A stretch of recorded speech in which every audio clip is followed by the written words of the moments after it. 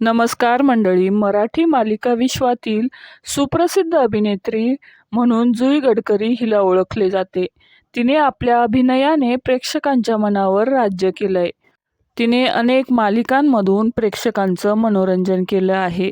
सध्या जुई गडकरी ही स्टार प्रवाह वाहिनीवरील ठरलं तर मग या मालिकेतून प्रेक्षकांचं मनोरंजन करताना आपल्याला पाहायला मिळत आहे.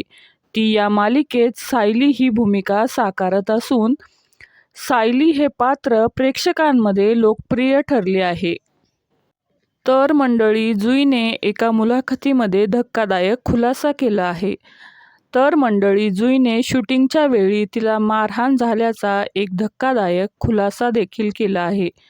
जुईने टीव्ही इंडस्ट्रीमध्ये स्वतःचे स्थान निर्माण करण्यासाठी तिने खूप त्रास सहन केला आहे.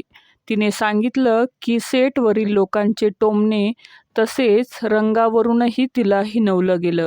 अशा कठीण प्रसंगांना जुई गडकरी सामोरी गेली आहे. तिने एका मुलाखतीमध्ये हे भाष्य केलं आहे. अभिनेत्री जुईने एका मुलाखतीमध्ये म्हटले आहे की एक लेखिका आहे, तिच्यासोबत मी एका मालिकेत काम करत होते आणि त्यामध्ये कानाखाली मारायचा सीन होता. तेव्हा डायरेक्टरने ॲक्शन म्हटल्याबरोबर मला कानाखाली पडली होती. तर मला कळायच्या अगोदरच मला कानाखाली बसली होती. काही वर्षांपूर्वी मी नाजूक होते आणि ज्या व्यक्तीने मला कानाखाली मारली होती ती व्यक्ती 6 फूट उंचीची होती. ती व्यक्ती धष्टपुष्ट होती आणि कानाखाली मारल्याबरोबर माझ्या कानातून आवाज येऊ लागला. मला कळलंच नाही की काय चाललं आहे.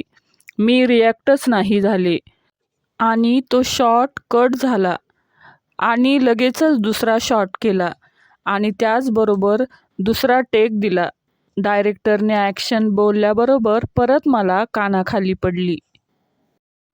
एका पॉइंटवर थर्माकॉल धरलेला मुलगा होता आणि सेटवरील इतर लोक मला बघून हसायला लागले आणि हसायचे आवाज येऊ लागले.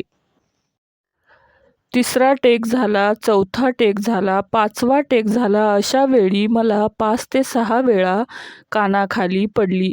त्यानंतर मला खरोखर खूपच रडायला येऊ लागलं. मी डायलॉग बोलू शकले नाही आणि पुढचा सीन विसरले. तेव्हा मला असं झालं, काय करू ते समजत नव्हतं. पण ज्या व्यक्तीने मला कानाखाली मारली तिला मला मारून आणि माझी चेष्टा करून काय मिळालं? त्यामुळे मला त्या व्यक्तीबद्दल आदर वाटत नाही. अशा प्रकारे खरंच जुईला 5 ते 6 वेळा कानाखाली पडली आणि मारण्यात आलं. याचाच खुलासा जुईने केला आहे. एकंदरीतच एका मालिकेच्या शूटच्या दरम्यान जुईला मारहाण करण्यात आली आहे.